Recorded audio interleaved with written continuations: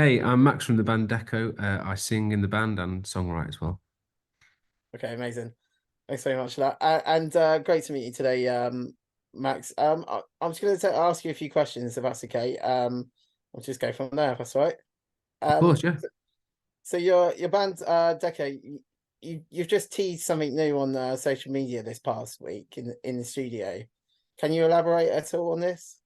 Yeah, we're going to be releasing a new single, which yeah, I won't say the release date or the song name, but yeah, it's new music is on its way. So really look forward to releasing it. Oh, amazing. And how long is it taking you to record this single? Is it taking you a while? Uh, we actually wrote this song 2021. So getting it to its final version, I suppose it took two years. Not because we were working solidly on that song, but it kind of crept its way into a collection of other songs we were working on as well. So we finished that, and it ended up being what we thought was a good song to start our new kind of year with. So.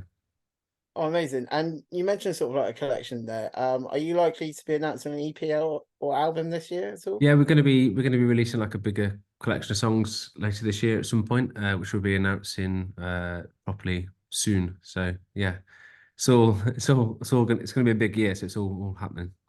Yeah, oh, amazing. Um, and it's just a question, a bit of a personal question from my end as well, because I'm actually a big Sean Williamson fan. There's so how was it like working with Sean Williamson on your single Rain, and how did that come about? Also Uh, Barry from EastEnders as well oh, for the video, for the video, yeah, yeah. not the song. Yeah, we didn't. Just to clarify, we didn't work Just with for the Sean on the video. I song. mean, he has got a good voice, mind you. Yeah, he has, yeah, but he doesn't feature in the actual track. But No. oh wow, that's a good idea actually. Well, I've done karaoke with him Have before you? Yeah, I have for actually, years. funnily enough. Yeah, it was really great. He was such a pro. He really, Yeah, until we got it right, he kind of wasn't happy until we nailed it. But he was great to work with. Like he gave us loads of tips because we kind of made it ourselves as well. So he was, giving us yeah, his thoughts as well. So we didn't just kind of did as he was told necessarily. We kind of the video evolved a little bit as we went along. So it was really good from that respect. And he was also lovely. We just ended up having like a chat and stuff with him during the day. And yeah, proper no, proper nice amazing. guy. Yeah, he's always seemed like a nice guy to me. Every time I've Yeah, sort of like met him or got cameos, etc., from him. yeah. And also like I loved how comfortable he was just being Barry for the rest of his life. Do you know what I mean? I think that's so I, nice. Like I so many think that people have. I don't know if you ever watch Extras, have you? With Yeah, yeah, yeah. That's yeah, kind so of that's I think yeah. that's where it sort of ended up coming from, doesn't it? I think he just they just Yeah, ended I up doing just I Barry, just didn't love that, some people are worried about that kind of thing, but he's very, yeah, it was just nice, kind of refreshing. he? Yeah, no, exactly that. And so how much does TikTok play in your day-to-day lives when having to promote the band? And do you have fun while doing it? Yeah, I mean, obviously we put a bunch of our own stuff out on there. We put the kind of 80s mashups and synth pop covers of other songs on there.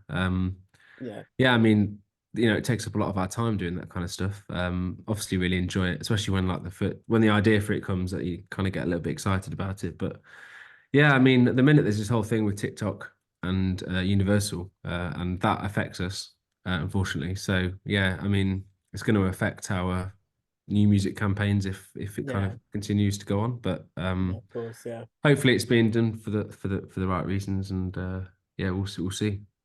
But And yeah, in terms of how much of a part it plays in our daily lives, yeah, quite a bit of mine, I would say, yeah, more so than others. But that's because I'm generally doing the kind of content side of things, and everyone else kind of gets together for live stuff and our own music. would you say sort of like social media has almost taken over the music industry in recent years? Uh, And also to the fact almost like it's very difficult to almost get established unless you've got a fairly big following. Would you agree with that? yeah, yes and no. Like I feel like certain people get picked up way before they even kind of become established because people can see potential. But I feel like once you get past that kind of level, yeah, you do kind of need it is like a thing. I mean, some it is there are obviously exceptions where people will go and see someone live and really connect. But yeah, I think generally speaking, like labels are very focused on TikTok and everything. Yeah, But yeah, so I guess it has to an extent. And I think obviously what's going on with the UMG and TikTok thing, they're trying to kind of control what's how influential it is. yeah. And I think it just shows you it's I mean that's probably in my opinion is I mean I'm only 28 myself, but in the last certainly in the last 10 years I've seen it sort of increase Yeah. until it's got to that level where it's almost impossible not to become Mm. a band without having some online presence. Yeah. Well, I feel like I'd say, I don't know, 70% of the videos on TikTok revolve around the sound, Yeah, or the sound being used. So yeah, it's a pretty influential platform. So I guess that's one of the reasons why. yeah. And do you post on social media with the idea to become sort of viral in a sense? Because I know there's a couple of the mashups that have got around 2 million mark, Yeah. which you must be very proud of. But is that the sort of like key for you guys, or is it more kind of getting your stuff out there and Yeah, almost it's getting our stuff out there. Like we're not too bothered about numbers in that sense, but like the main aim for us is yeah, to put out the reason we do this stuff is to kind of pull in new listeners. So I don't know, say if 10% of the people that like the cover video listen to our own music, then that's 10% more than we had before. So yeah, I think that's kind of the main aim for us. And like the really challenging thing with all of this stuff is like the conversion of like getting the people who, because everyone loves a cover, well, not necessarily everyone, but people like familiarity, and that's why people love covers. So covers are obviously going to go down better on to social media platforms, yeah, but it's yeah, making that conversion is really the hard bit. Uh, so that's the kind of real kind of goal, I guess, because we've been a band that have written our own. We were a band that did our own music way before we started doing the TikTok stuff. So yeah, that's always the aim. Like that's the kind of reason behind everything we're doing, really. yeah. So you have a few shows lined up, mainly in the summer, including summer sessions.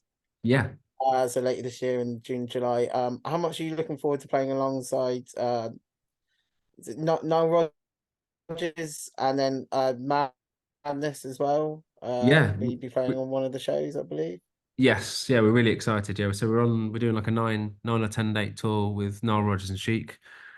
Sophie Ellis Yeah. Bextor's on that tour as well. So yeah, we're super excited for that one. And are Uh, they all summer sessions shows? Are they those ones? Not all. There's some sessions shows within that. Yeah. Some of them are just this Yeah, and some sort of of them are Forest tour. live. But yeah, we're so excited. Like that's Nile Rodgers and Chic and everything that he's produced has they've been a big influence on our music. And just generally some of our favorite music has come from that guy. It's Yeah. incredible.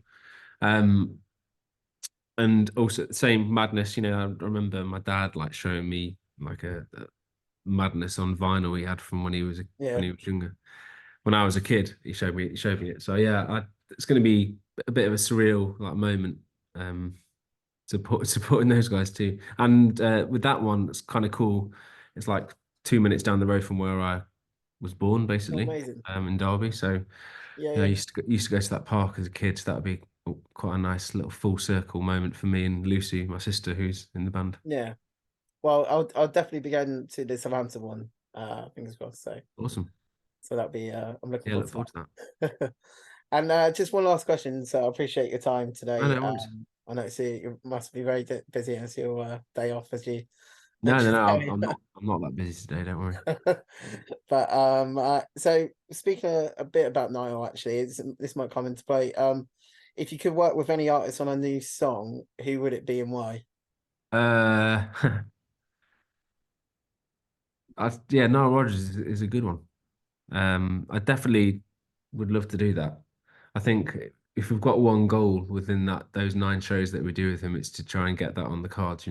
Just keep sort of like, Mainly because he's yeah, quite diverse, but what he's one of those people who whatever he touches, it turns into something great. So yeah, I just think we'd be a great kind of collaboration.